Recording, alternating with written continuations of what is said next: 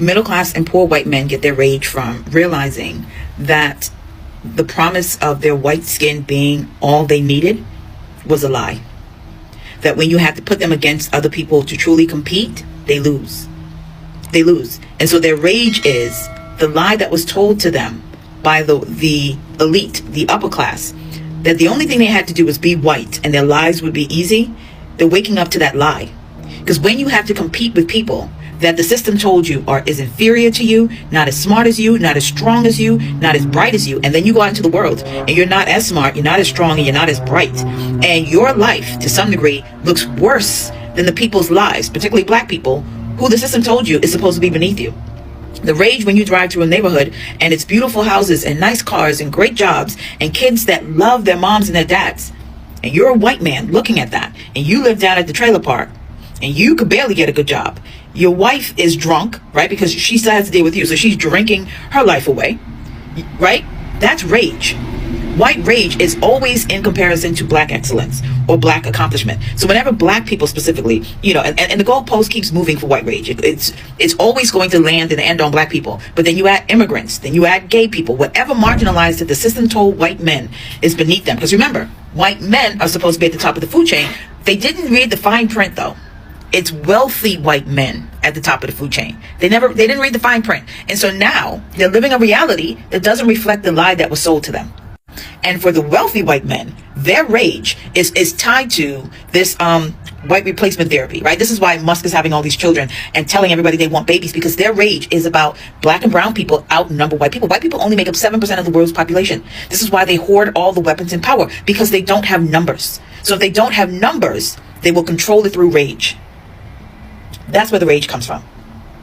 And they have convinced white women that they need to be just as angry as them about being replaced. They have convinced them, right? They have convinced women the way that the 1% convinced poor whites, right? If you haven't read about the Bacon Rebellion, go read it, right? Poor people were starting to get solidarity around being poor and going after the 1%. And the 1% went, oh, no, we got to do something about that. So they gave poor white people race. They told them, you're better than the Negroes. You're better than the Asians. You're better than everybody else, right? To break up solidarity with poor white people being in solidarity with other poor people. So they gave them race to distract them. And now white men have given white women the idea that they are better. They are the beauty standard. They are number one. So a lot of white women's rage is coming out into the world and seeing beautiful black women, beautiful brown women, beautiful Asian women. This is why white women really like to drive home the point, particularly when they get a black man. Because what it solidifies to them is, we are the beauty standard. Everybody wants us. This is why when they encounter black men that don't like them, they fucking glitch. Because the white men that set up the beauty standard distracts them with beauty and blonde hair, right? This is why they come telling us, at least I can grow my, white men give white women beauty to distract them. And the way that rich white men gave poor white men race to distract them. This is why when a white woman argues with anybody else, the first thing she goes to, it's never your intelligence, right? It's never your smarts. It's always, I can grow my own hair. And they always go to hair. When white women attack black women, they always attack us about beauty, because that's what white men gave them, to tell them they're better than us. In the same way that rich white men gave poor white men race to tell them they're better than us. When people ask me why I was such a diehard Trump supporter, this was the reason why. Because of this comment right here, I felt like this. I felt like that in 2024, that white men were the only people who were legally discriminated against. In fact, I'll take it a step further. It was the white, straight, Christian, conservative male that would be discriminated against in 2024 in the United States of America. We had tolerance for everyone else but us. And truth be told, it wasn't until I realized how ignorant and uneducated I truly was that I began to think and feel and live differently. Growing up in a society and a system that by design centers and caters white, straight, Christian males, anytime you see any other type of inclusivity, any type of diversity, equity, and inclusion, it will begin to feel like oppression. And that's sad that this is the truth about the world that we live in today. And people say all the time that if we just stop talking about racism, that it will go away. People believe that because they don't experience interpersonal racism, that it doesn't exist on an institutional or a systemic level. But it's because of comments like this that we know it's alive and well. People will be like, well, we don't have a white entertainment channel, or we don't have historically white colleges. We don't have a white history month. We don't have white-owned businesses. When literally whiteness has been the standard in this country since the birth of the nation. I remember when I first started seeing interracial commercials, and I would get so mad. I'd be so triggered. And I'd say things to myself and to friends and family. I don't care what you do. I don't care about interracial dating, but why do they have to shove this down our throat? And the same thing with gay pride or trans talk. I would get so triggered. I don't care what you do, but why do you have to shove it down our throat? But could you imagine for 1 second being a member of one of these marginalized groups growing up in this country? What it must feel like to have whiteness or straightness or Christianity shoved down your throat every single second of the day? And then when you begin to question it or try to create a safe space for yourself, you're told to go live in another country if you don't like it. Or stop being the victim. Or don't blame the system, you need to take personal accountability. And this is the question I have for people who get upset about it, because I know a lot of people in my everyday life are still upset about it. Why are you so triggered? How hard is it to deconstruct and re-educate? And why are we so afraid to do so? Are we that insecure? Are we that fragile? Are we that mediocre that we cannot compete in a world that has a level playing field and equal opportunity for every single person? I mean, hell, if we really think about it, if we really want to get mad, we need to get mad at our ancestors. We had a 400-year head start, and many of us are still living in the trailer park. But for real, though, why does inclusivity feel like oppression to us? Why do we get so triggered? Why do we think it's a zero-sum game? Why do we look at it as a piece of pie in which if somebody else gets a piece of the pie that we don't get our piece? And I have a very unpopular belief that I'm going to share with you, and I stand on it, and many people are going to be triggered by this. But in 2024, if you're white in America, you're racist. Unless you've actively chosen to do the work to become less racist. But by default, if you're born into this system with our institutions, the way that we are taught, programmed, and conditioned, through no fault of your own, you have been taught and programmed to be racist. And this is why education is so important. And don't take it personal. I'm not attacking your character unless you willfully refuse to learn. I'm attacking your education and your beliefs. And I challenge you to become willing to see the world from a different perspective. That's all. That simple. So ask yourself this question. One simple question. Are you up for the task? Are you willing to learn? Just finished a morning run, sweating bullets, but I have to say this while I'm thinking about it. Almost every week, I see someone ask the question, why are white men so angry?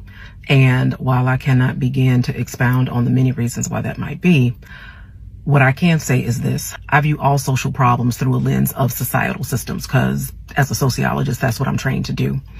And here is the design flaw in systems of privilege. When you build systems of hierarchy and privilege, when you build systems of hierarchy and privilege, the privilege is actually what weakens you. The privilege makes you weak because when you socialize an entire group of people to believe that I exist, therefore I deserve. I exist, therefore I am entitled. I exist, therefore the path of prosperity should be laid out very cleanly ahead of me, and I don't have to work hard, and I don't have to struggle, and I don't have to dig deep. I just have to receive. Meanwhile, you are socializing all other groups to survive with less resources, with less privilege. And so as a byproduct of their survival, they are becoming adaptable, resilient, creative, resourceful. They are developing the muscle for survival that they subsequently turn into systems for success and prosperity.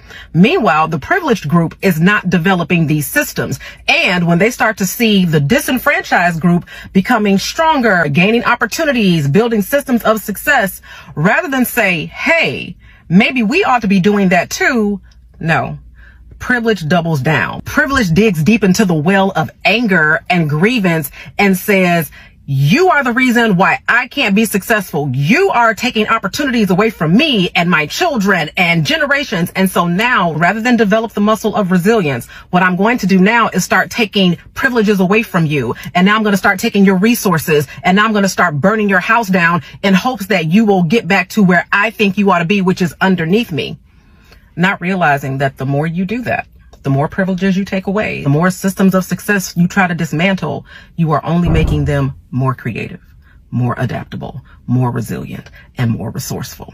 So it becomes this Ouroboros, this snake eating its own tail, because the very system that you designed to uplift yourself is actually the one that is putting you far behind, because you never develop the muscle, the work ethic, the resilience, the innovation, and the creativity as the disenfranchised group. Welcome guys, and today we are going to talk about a set of people that are being awarded for lack of creativity and self-awareness, and these are people who are reaping where they did not sow. So kindly stay with me as we watch and get an insight of this topic. Like, subscribe, and also share and give me your feedback. Tune in. We don't use white men's crime statistics against them enough for me. I'm not gonna hold you. It makes no sense for y'all to constantly preach pattern recognition and statistics, but then your worst stereotype for black women is being loud, driving Nissan Altimas, and having baby daddies, but your worst statistics is mass shootings and touching kids. I don't give a fuck. I'm not gonna lie to y'all. That makes no sense to me. That makes absolutely zero fucking sense to me. You are known for touching kids. You make up the kids touching rates. Most of the kids touching rates. And you're mad at me because I wear wigs and weaves. Like, shut the fuck. And the same thing when it comes to like talking about the way black women look or how big they are. We outlive white men. I don't care.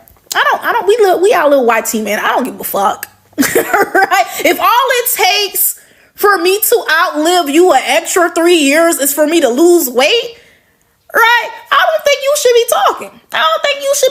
That makes no damn sense to me. That y'all don't be using them niggas statistics enough against them for real. Y'all don't be precious enough for me.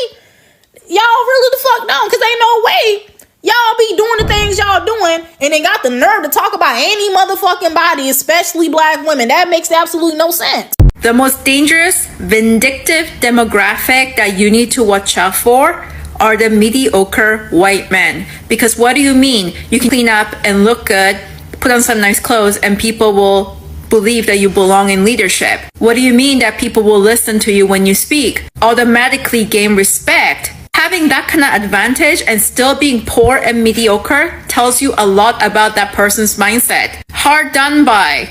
Victim mindset, and then someone else has to pay. Look at the majority of the supremacist movement and who actually funds that movement. Who's the majority in the movement? You may think that the most privileged white men are the movement, but that's not true. The bottom of the hierarchy think that this is the way to gain power. I'm still gonna include the liberal, mediocre white men in this group because they just found their way of coping to coast being mediocre. They benefit off of other people's labor. That's their strategy. They love to be low effort, coast, and they believe that's their right and entitlement. If you're a hard worker and someone very competent, they love that about you. They love to powergasm. They love to ride on the backs, especially women of the global majority, because that's where they can feel powerful. You are worth more, but they can have power over you. They love that. Do not ever get enmeshed with these individuals because it's hard enough to deal with them in corporate and business. You do not want them in your house or have finances entangled with this person. He feels entitled to your labor, and he's gonna make sure that you pay him with a lifetime of slavery. White supremacy relies on us to stay in line, to obey, to mold into the boxes they have created to further colonial and imperialistic ideologies. They've done this by creating hierarchies and binaries rooted in Eurocentric and Anglo-American values. White people created binaries as a tool for their colonization by labeling those they were colonizing and by labeling those that were living outside the binary as savage or barbaric. They did this to justify the Atlantic slave trade. They did this to justify the forced removal of Native Americans from their land. They do it to justify the genocide in Palestine. These binaries that tell us we are male, female, disabled, able-bodied, straight, gay, rich, poor, they're all made up. They're made up to control us and to exploit us. We are indoctrinated to obey authority, So we blindly believe, or we force ourselves to conform into these boxes, giving up our freedom. You are not free if you exist in the confines of the binary. When you exist outside of the binary, you're harder to control. You're harder to exploit for your labor. That's why we see the people who disobey authority and the people who live outside the binary, they're oppressed, they're criminalized, they have campaigns denying their existence just for being free. Freedom is something this country goes so hard for, and it's all an illusion. You have been led to believe you're free, and you blindly follow these white supremacist foundations that tell you who and what you can be. I was just rereading this book, Mediocre, here, and it reminds me of a passage that I just read. Listen to this. When I talk about mediocrity, I'm talking about the ways in which we can't imagine an America where women aren't sexually harassed at work, where our young people of color aren't funneled into under-resourced schools, all because it would challenge the idea of white male as the center of our country. This is not a benign mediocrity. It is brutal. It is a mediocrity that maintains a violent, sexist, racist status quo that robs us of our most promising of true greatness. I think that passage encompasses what I and a lot of other people mean when we say mediocre white man. We're not talking about this benign thing that's a little funny to laugh at. We're talking about an act of violence towards marginalized people in our society that is seen as the status quo, that is seen as normal. His mediocrity is seen as normal, and that is the thing that we need to change. Not just get rid of individuals who cause problematic things online. We should also do that as well. But we should change the mindset of a generation. A group of men are growing up thinking that that guy is normal. White people blame us for their problems. Let me give you a prime example. I'm in Roseburg, Oregon, right? You got a bunch of white meth addicts. They can't stop doing meth. They love meth. Meth is like water to them. And they blame black people for that. I hired a farmhand who's she identifies as a white guy, but he's fucking Hispanic. And he's sitting there talking about how, well, I used to have problems with black people because we used to blame them for their problems. You're blaming us for your problems. They are so used to us being slaves. They are so used to us cleaning their fucking houses, taking care of their goddamn kids, tending to their fucking fields, to the point where they cannot function on their own. Many of them, they're like children. Like stupid, meth addict, inbred children. So I want you to understand something, right? Some of the animosity that you're seeing, like in places like Roseburg, Oregon, very, very white town, is because they can't stop doing meth. They can't stop banging their fucking sister, so they want to blame you for it, for their own bullshit meth-fueled actions. We will police every damn thing, but God forbid somebody investigate and intervene and apprehend these white men. They are easily the most dangerous demographic in this country. And every day we sit around with our fucking thumbs in our asses going like, what? But which bathroom are you going to use? What the fuck? What the fuck? I'm crashing out thinking about all of the violence that we are enduring because white cis men and Christianity are fucking literally everything up. And we're talking about what bathrooms we use. You don't want to give the money to the schools? These people are out to kill us all. And it's also they can protect white men. Mediocre white men at that. Like, useless.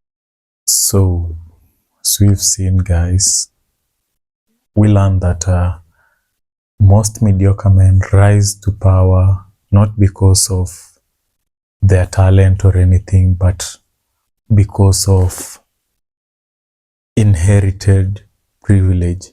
These are people who've grown up with everything being spoon-fed and are getting everything from the generational wealth. Compared to the black people, most of our black brothers and sisters have had to work for whatever they have from scratch.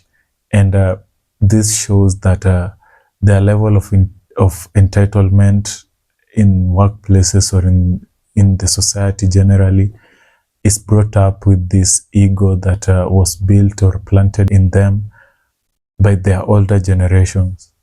And that's among the things that is giving them the illusion that they are more powerful than black brothers and sisters, and thus having a lot of courage that can only be substituted to let's say stupidity, because you can't be courageous enough or so much confident while you know that whatever you're bragging about is not your hard-earned fortune, but something that maybe was left for you by generations of your forefathers, and walk around and try bragging in front of somebody who's worked his way up and has made a name for himself. These are the same people, and you find that for them it's not hard enough to maneuver because they're just there to be seen. But for a black person, they have to make effort twice as much as a white man would want or would make for half the recognition that the white people are getting, you see? So there is some element of unfairness there. Why? Because somebody's entitled. Normally, you would point out a mediocre white man easily because they'll tend to interrupt more. They'll tend to talk over you more rather than listen, because they have that sense that they should be in charge even where their opinion is not required.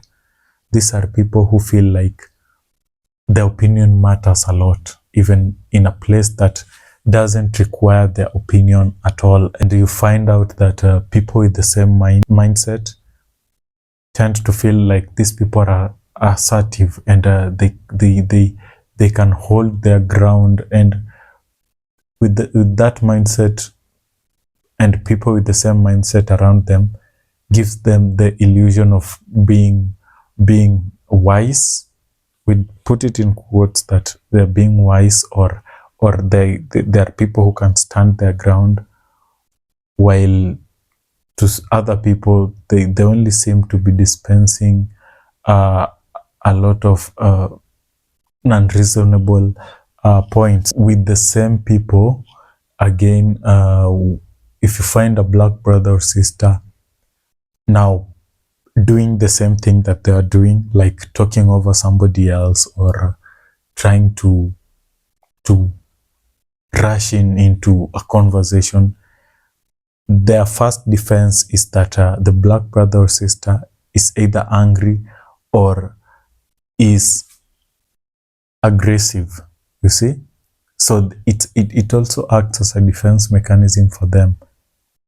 And it really bugs me, because I feel like, why would someone be comfortable to do something and yet be so uncomfortable when the same thing is done unto them? I really don't understand that point, because I feel that once you do to someone something, you should be able to stomach the same thing when it's done to you, which only leaves you with one option, which is doing good.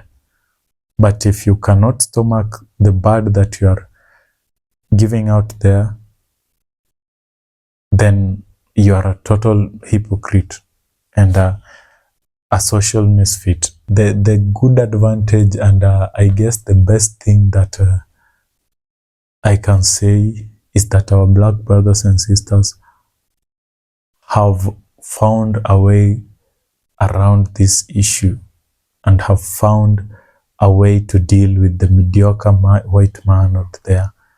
As we all know, such mediocre men fear what they can't control. And our black brothers and sisters' brilliance is shaking them. And it's shaking them big time, because these are people who fear when you seem to be enlightened. You see? When somebody tries to demean you, and you can stand your ground and talk your way out of it, they fear that. They fear the fact that you can talk for yourself. You see? So just to finish my remarks, I would like to tell you that the world is waking up and people are getting woke with this era of social media and education and everything else. We are fighting against such mediocre men. We are getting out of the cage, and most people have gotten out of the cage, and we are still spreading awareness out there that people should learn to stand for themselves, and we are fighting this issue of having mediocre white men around us and trying to rule us around like it's some centuries ago. So those are my short remarks, guys, and welcome again to the channel. Support me, kindly subscribe, like, and share so that we can keep on growing together. Goodbye, guys.